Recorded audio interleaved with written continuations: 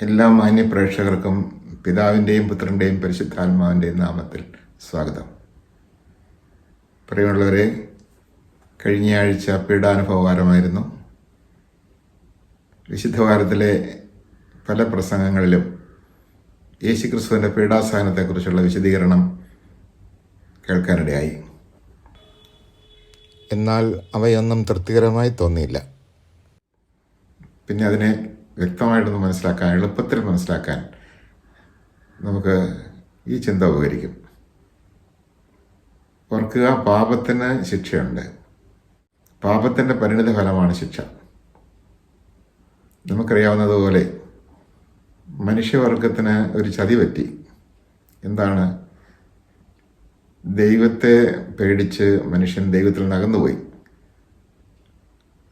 ആദ്യ മാതാപിതാക്കന്മാരിലാണ് ഈ സംഭവം ഉണ്ടായത്.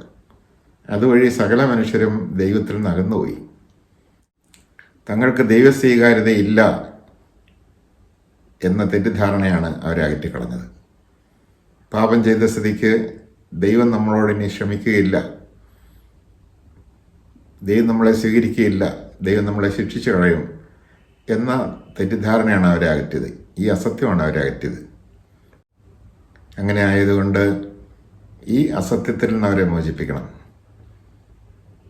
ദൈവം മനുഷ്യനോട് ക്ഷമിച്ചുവെന്നും എല്ലാ മനുഷ്യരോടും ദൈവം ക്ഷമിക്കുമെന്നും ഉപാധിയില്ലാതെ ക്ഷമിക്കുമെന്നും ദൈവസ്വീകാര്യത പാപിയായ മനുഷ്യനുണ്ട് എന്നും അവരെ വിശ്വസിപ്പിക്കണം. അത് വിശ്വസിപ്പിക്കണമെങ്കിൽ ദൈവം ഇവിടെ മനുഷ്യനായിട്ട് അവതരിച്ച് മനുഷ്യനോടൊപ്പം ചരിത്രത്തിൽ ജീവിക്കണം. അങ്ങനെയാണ് മനുഷ്യാവതാരം എന്ന മഹാസംഭവം ഉണ്ടാകുന്നത്. ദൈവം നിങ്ങളോട് ക്ഷമിച്ചിട്ടുണ്ട് എന്ന സത്യമാണ് യേശുവിൻ്റെ മനുഷ്യാവതാരത്തിലൂടെ വ്യക്തമായത്. ഇവിടെ നാം ഓർക്കേണ്ട ഒരു കാര്യം, പാപത്തിന് അതിൻ്റെതായ ശിക്ഷയുണ്ട്. ഒരാൾ എന്നെ തല്ലിയാൽ ആ തല്ലുന്നയാളുടെ പാപം എൻ്റെ മേൽ ശിക്ഷയായോ എന്ന് പ്രതിക്കുന്നുണ്ട്. അതിൻ്റെ പേരിൽ എന്നെ തല്ലിയ വ്യക്തി അസ്വസ്ഥനാകുന്നുണ്ട്, ഭാരപ്പെടുന്നുണ്ട്, അദ്ദേഹത്തിന് വളരെയേറെ സംഘർഷം ഉണ്ടാകുന്നുണ്ട്, ബന്ധം വഷളാകുന്നുണ്ട്. എൻ്റെ മേൽ വീണ ഈ പാപം എന്നെ ഭാരപ്പെടുത്തുന്നുണ്ട്, എന്നെ വേദനിപ്പിക്കുന്നുണ്ട്. പക്ഷെ സന്തോഷത്തോടെ ഞാൻ ആ വേദന സ്വീകരിച്ചാൽ, ആ വ്യക്തിയോട് ക്ഷമിച്ചാൽ, ആ വ്യക്തിയെ പാപം ചെയ്യാത്ത ഒരാളെ പോലെ ഞാൻ പരിഗണിച്ചാൽ ആ വ്യക്തിക്ക് ആശ്വാസം കിട്ടും. ദൈവത്തിന് പോലും ക്ഷമിക്കണമെങ്കിൽ എന്ത് വേണം? തൻ്റെ മേൽ വീഴുന്ന പാപം പരാതി കൂടാതെ ഏറ്റുവാങ്ങണം. അതിനുവേണ്ടിയാണ് അവിടുന്ന് ശരീരം എടുത്ത് ഈ ഭൂമിയിൽ ഇറങ്ങി വന്നത്. പ്രിയപ്പെട്ടവരെ, നമ്മുടെ ദൈവം അത്രമാത്രം സ്നേഹമുള്ള ദൈവമാണ്. ഈ ഭൂമിയിൽ ഇറങ്ങി വന്ന് ശരീരത്തോടുകൂടി മനുഷ്യനോടൊപ്പം ജീവിച്ച് മനുഷ്യൻ്റെ അടിയും മനുഷ്യൻ്റെ പീഡനങ്ങളും അവഗണനയും അപമാനവും എല്ലാം സഹിച്ച് അവസാനം കുരിശിൽ തറയ്ക്കുമ്പോൾ പോലും വിട്ടുകൊടുത്തുകൊണ്ട് അവിടെ കിടക്കാൻ കാരണം എന്താണ്? അവിടെ കിടക്കാൻ കാരണം മനുഷ്യനെ വിശ്വസിപ്പിക്കണം. എന്ത് വിശ്വസിപ്പിക്കണം? ഞാൻ നിൻ്റെ പാപങ്ങൾ നിനക്കെതിരെ പരിഗണിക്കുന്നില്ല, പാപം ചെയ്യാത്ത ഒരാളെ പോലെ പരിഗണിക്കുകയാണ്. ക്ഷമിച്ചു എന്നുള്ളതിൻ്റെ ഏറ്റവും വലിയ അടയാളമാണത്, ഏറ്റവും വലിയ സാക്ഷ്യമാണത്. അപ്പം അതുകൊണ്ട് സാക്ഷ്യം വേണം. അപ്പോൾ ക്ഷമ എന്ന് പറയുന്നത് സാക്ഷ്യപ്പെടുത്തലാണ്. എന്ത് സാക്ഷ്യപ്പെടുത്തലാണ്? നിൻ്റെ പാപം ഞാൻ നിനക്കെതിരെ പരിഗണിക്കുന്നില്ല, നിന്നെ പാപം ചെയ്യാത്ത ഒരാളെ പോലെ ഞാൻ പരിഗണിച്ചിട്ടുണ്ട്, നിനക്ക് എൻ്റെ സ്വീകാര്യതയുണ്ട് എന്ന് വിശ്വസിപ്പിക്കണം. അങ്ങനെ വിശ്വസിപ്പിക്കുമ്പോൾ എൻ്റെ പാപം ആ വ്യക്തി ഏറ്റെടുക്കണം. എന്നെ തല്ലിയ വ്യക്തിയുടെ ആ പാപം ഞാൻ സന്തോഷത്തോടെ സ്വീകരിക്കണം. അതുകൊണ്ടാണ് ഈശോ പറഞ്ഞത്, ഒരു ചുവട്ട് തടിക്കുമ്പോൾ മറ്റേ ചുവട് കാണിച്ചു കൊടുത്തുകൊണ്ട് നീ അതും കൂടി ഏറ്റുവാങ്ങണം. എന്തിനാണ് ഏറ്റുവാങ്ങുന്നത്? ആ വ്യക്തിയോടുള്ള സ്നേഹം വ്യക്തമാക്കാൻ. പാപത്തിനൊരൊഴുക്കുണ്ട്. ഒരാളിൽ നിന്ന് വേറൊരാളിലേക്കും അവിടെ നിന്നും മറ്റുള്ളവരിലേക്കും ഒരു ഒഴുക്കുണ്ട്. തലമുറയിൽ നിന്ന് തലമുറയിലേക്ക് പാപം ഒഴുകിയിറങ്ങുന്നുണ്ട്. എന്നാൽ ആ ഒഴുക്ക് നിലയ്ക്കുന്നപ്പോഴാണ്, പരാതിയും പരവുമില്ലാതെ ഒരു വ്യക്തി ഏറ്റുവാങ്ങുമ്പോഴാണ് ആ ഒഴുക്ക് നിലയ്ക്കുന്നത്. അങ്ങനെ യേശു ശരീരം എടുത്ത് ഇവിടെ വന്ന് പാപത്തിൻ്റെ ശിക്ഷ ഏറ്റുവാങ്ങി. അവിടുന്ന് ശരീരത്തിൽ സഹിച്ചു. ഇതിനു വേണ്ടി ക്ഷമിച്ചു എന്ന് ഉറപ്പാക്കാൻ വേണ്ടി. സഹിക്കാത്ത ഒരാൾക്ക് ക്ഷമിക്കാൻ പറ്റില്ല. ക്ഷമ എന്ന് പറയുന്നത് സഹനത്തിൻ്റെ ഫലമാണ്. അതുകൊണ്ട് ദൈവം ക്ഷമിച്ചു എന്നുള്ളതിൻ്റെ ഉറപ്പ് ദൈവം സഹിച്ചുകൊണ്ടാണ് നമുക്ക് നൽകുന്നത്.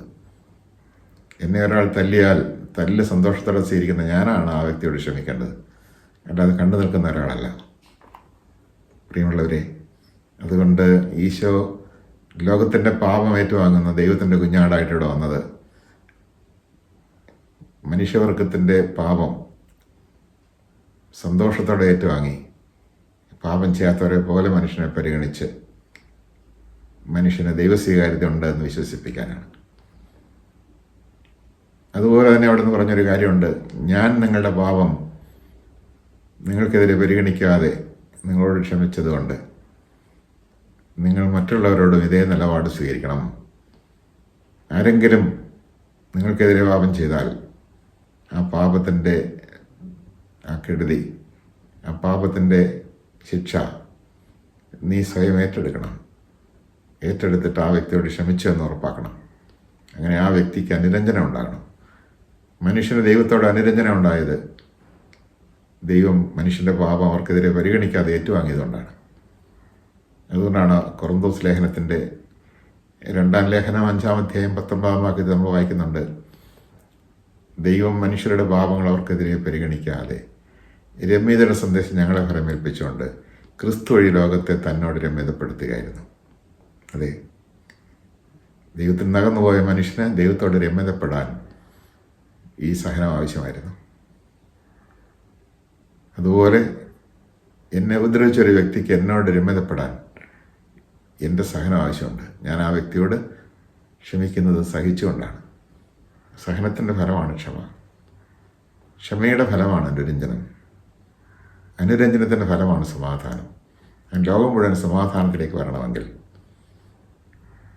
ഈശോയുടെ സഹനത്തിൻ്റെ ഫലമായി പാപമോചനം സ്വീകരിച്ചവർ മറ്റുള്ളവരോടും അതുപോലെ തന്നെ ചെയ്യണം. അവരുടെ പാപം ഏറ്റുവാങ്ങിക്കൊണ്ട് സഹിച്ചുകൊണ്ട് അവരുടെ പാപം സ്വയം ഏറ്റുവാങ്ങിക്കൊണ്ട് അവരെ പാപം ചെയ്യാത്തവരെ പോലെ പരിഗണിച്ച് അനുരഞ്ജനത്തിലേക്ക് നയിക്കണം. അങ്ങനെ ലോകം മുഴുവൻ അനുരഞ്ജനത്തിലേക്ക് വരാനും അങ്ങനെ സമാധാനം ഉണ്ടാകാനും ശാന്തി ഉണ്ടാകാനിടയാകും. ഇതാണ് ക്രിസ്തുവിൻ്റെ സന്ദേശം.